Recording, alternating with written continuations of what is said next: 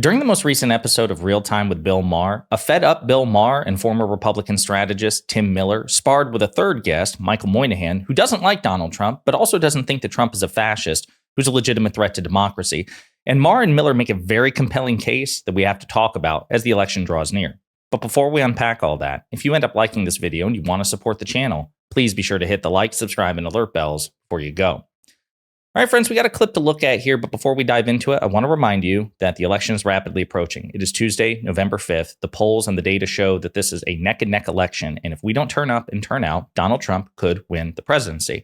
And that would be disastrous for a number of reasons. Even if he doesn't do all the terrible things he's promised, even just rewarding him for all the terrible things he did in term one and the insurrection and the attempt to overthrow a free and fair election, that would be disastrous and it would set a disastrous precedent. So if you're an eligible voter, I would encourage you to make a plan to vote. And many places still permit same-day voter registration. So you got to check it out. You got to see what's going on in your state, in your district. But in many places, you can go to the polling place, register to vote if you're not registered, and vote the same day.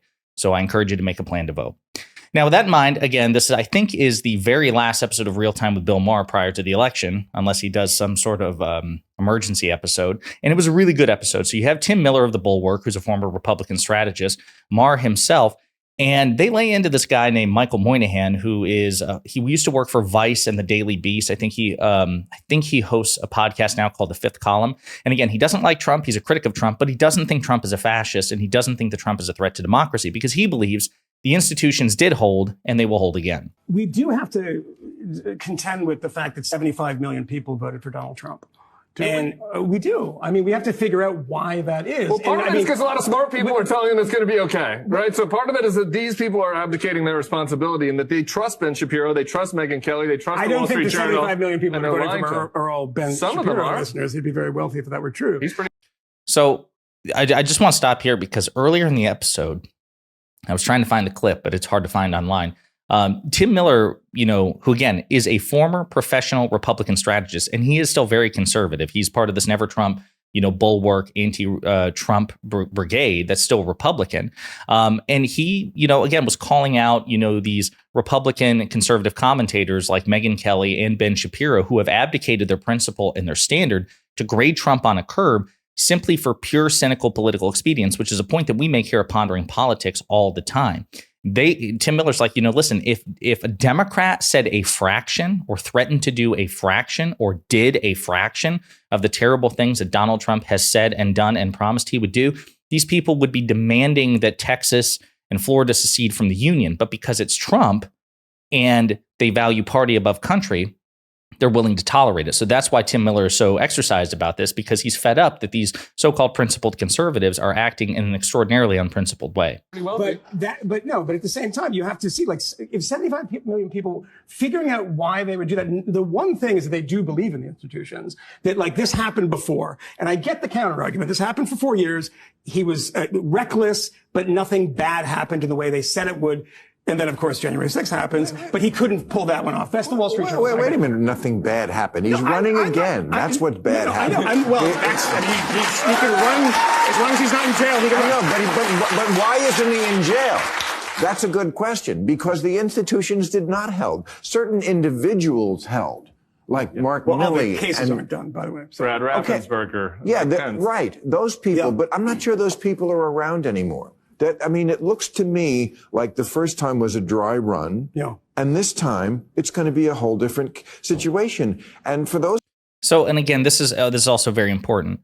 And this is a case that I've been making in videos and in debates. And I encourage you all to do the same, because no doubt you either know someone or know multiple people, or perhaps you are one of those people as well watching, that you believe, well, Donald Trump has authoritarian impulses. He is a malignant narcissist. He doesn't really have much by way of respect for democracy, but the institutions held, and therefore they will hold again. Ben Shapiro, and unfortunately Anna Kasparian of the Young Turks, an ostensible, self-proclaimed progressive, right? She's also been making this case to try to downplay the threat Trump poses. Well, the institutions held, therefore he's not a fascist. A couple of things. Number one, you can still be a fascist and not be a particularly successful fascist. Donald Trump. Adolf Hitler attempted a coup in 1923 in Germany, the Beer Hall Putsch, okay, long before he came into power. It failed, but he was still a fascist, even though he attempted a coup which failed. The fact that he failed doesn't really change anything, right? He still had fascistic impulses. He is a fascist. So Donald Trump is still an authoritarian. He is still a fascist, even if he's not as successful as he would want to be. Number one. Number two, institutions are, again, not divinely crafted nor divinely enforced, right? I think here in America, we are so bought up in this idea of American exceptionalism, where we think, oh, fascism is for Europe. Fascism is for other countries. It's for other democracies. Well, those other countries and other democracies felt the same way, right? I am quite imagine that, pre-Nazi Germany never thought that they would succumb to, an authoritarian like Adolf Hitler because the institutions would hold. Well, they didn't hold, and they didn't hold in Turkey and Hungary and other places. It doesn't have to go on full-on Third Reich. You can have, backsliding democracies. You can have struggling democracies as well, as we see in Turkey and Hungary. So this idea that our institutions are different. Well, no, the thing that comprise institutions are people, and people are fallible, people are corruptible, and people, unfortunately, can be replaced by presidents and by politicians. And that's the whole point that Bill Maher is making, is that it was people who checked Donald Trump at critical junctures, and only barely. And they're not going to be around. So this idea that, well, the first 4 years of Trump were fine with respect to fascism, even if you take that at face value, which I don't, that argument still doesn't fly, because the whole point is Trump is saying, yeah, I'm going to do things differently than term one. So you can't use term one as an indicator, but Ben Shapiro does anyway and has been repeatedly called out for it. Those Republicans who said, well, we didn't impeach him because the courts will handle it. Well, then the courts didn't handle it. And then they endorsed him. And the Supreme Court has pretty much given him carte blanche to do anything with impunity, has it not? Yeah. So where do you get the institutions held? I don't think the institutions. No, the argument that I'm making is that how 75 million people can vote for Donald Trump is that the presumption is that the institutions will hold. I mean, there are very, very smart conservatives. That George Will, one who hates Donald Trump, says, I cannot stand him, but if he becomes president, I believe in the institutions, right? H.R. McMaster, who believes that he's unfit to be president, said something very similar this week, that I believe the institutions of this country are strong enough to withstand another administration. I'm not saying this should happen. I haven't voted for the guy. I will not vote for the guy. This will be the third time I haven't voted for him. And I never would, because of the things that Tim mentions and because of the things I've mentioned. But I don't believe that we have a fascist here that's going to take over the country and put us all in camps. So again, do some people believe that Trump is going to round up all of his political opponents and put them in camps, not just immigrants, which, by the way, is bad enough, right? He's repeatedly threatened the immigrant thing. Whether or not he'll do that with his political opponents or even attempt it remains to be seen. Here's the point. If the chance is greater than zero, right? Like, even if no one's saying that, okay, so much to unpack here. Number one, I do take what Donald Trump says seriously, and I do take it literally. Now, could he be lying? Could he be exaggerating? Could he be bluffing? Sure. But he's a 78-year-old man who was the president of the United States, who is trying to become president of the United States again. And I think any paradigm, and I genuinely believe this, no matter who you are, no matter what side of the aisle you're on, and no matter what candidate you're talking about, Kamala Harris, Joe Biden, Donald Trump, George Bush, Barack Obama, it doesn't matter.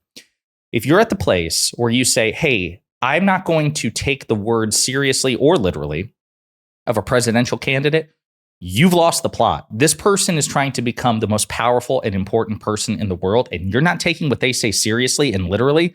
That's a really stupid, irrational, illogical, pathetic, contemptible position. And I would say that about a liberal or progressive who would ever give the same excuse about Bernie Sanders. Oh, you can't say anything about Bernie Sanders says this, Kamala Harris says this, Joe Biden says this, but I don't take their words seriously or literally. That is genuinely, indefensibly stupid. You should take those things seriously, because words matter, actions matter, and words and actions coming from the most powerful person in the world matter more than anything. So yes, you must take it seriously if you're a sane, smart person, number one. Number two, even if Donald Trump doesn't do any of it, let's say that he wins the presidency and all he does for 4 years is just prevent any investigation into his wrongdoing, and he just golfs. He's like, you know what? I'm just doing this to stay out of jail. I'm going to screw off, and I'm going to let, the White House chief of staff and the cabinet and all my political appointees run the country. Number one, that's still very dangerous, given whom he would surround himself with. And number two, even if Donald Trump doesn't do the things he's promised to do and threatened to do, it would still be a really bad idea to make him president, if for no other reason than it rewards the bad behavior that he's done. What that does is send a signal out to the universe that, hey, you can be an authoritarian. You can threaten to lock up your political opponents. You can enrich yourself in the presidency. You can mismanage a global pandemic. You can engage in active corruption after corruption after corruption after corruption. You can also try to steal a free and fair election. You could do all of these things. And you know what? You can also get that power again and kill any investigation into you. And it's okay. No harm, no foul. That's insane. That is the very definition of rewarding bad behavior. None of that makes any sense whatsoever. So I would still say that even if we knew that Trump wouldn't do anything that he's promised to do, it would still be a disastrous idea to make him president again because it would send the wrong message. Now, getting into all the other stuff that Moynihan was talking about, again, the institutions are not divinely crafted nor enforced. There's no reason to believe that they would necessarily hold again. Again, I use the metaphor. Let's use literal guardrails. If somebody's in a Ford F-150 and they plow into a guardrail, and they're a friend of yours or a loved one, it's your son, it's your daughter, your girlfriend, your spouse, somebody you care about. And let's say the guardrail catches the Ford F-150, right? So they don't go through the guardrail off the cliff. Would you toss them a fresh set of keys as soon as they stagger out of the driver's seat? Hey, that's okay. It's okay that you plowed the guardrail. You didn't go through it, so go ahead and try again. No, of course not. You would make sure they don't drive anytime soon, right? Because you would want to keep them from going through the guardrail. And then you would want the guardrail, which is warped and damaged, you would want it corrected and reinforced. Use rationale. Like this is so, from some conservatives and some liberals who downplay the threat Trump poses, the whole guardrail metaphor doesn't work at all. It's so bad faith, disingenuous, and stupid. And so the fact that George Will says, I'm not worried about it. Well, who cares? You should be worried about it. And to Bill Maher's point, the justice system hasn't done this. The justice system belatedly pursued Donald Trump. They also dragged their feet, in my opinion, based on credible reporting, because they were afraid of going after Donald Trump. They were afraid of being seen as political. Well, if you look at the polls, Republicans still believe that Merrick Garland's Justice Department is political. So Merrick Garland dragging his feet to try to get some goodwill from the Republicans didn't amount to anything. And one thing I am looking forward to is that man being fired. We need a Rottweiler. We need a veritable Rottweiler as the attorney general who says, hey, listen, if you try to steal a free and fair election, if you engage in these acts of conspiracy to defraud millions of Americans, yes, we're going to do it methodically. Yes, we will follow the facts, and if the facts exonerate you, so be it. We're not going to wait 2 years to do it. We're going to hit the ground running day one, and we're going to scrutinize this relentlessly, and we will relentlessly pursue the facts. Merrick Garland didn't do that, in my opinion. And the Supreme Court's effectively cut presidents a blank check and made the threshold of prosecuting and holding former presidents accountable, which was already very high because they're extremely powerful, even higher. So it's ridiculous. And he also points out the last thing is so good because a lot of people forget this.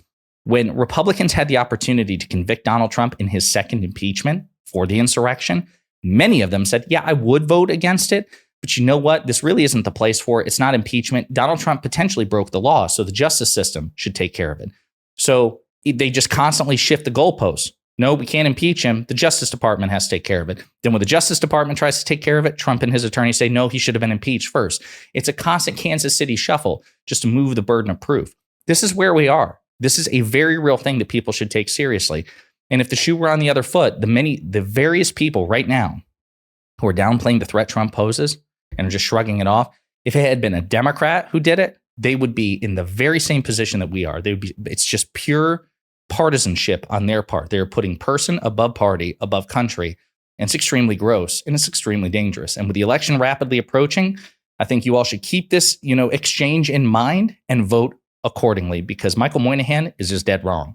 In the meantime, let me know what you think in the comments.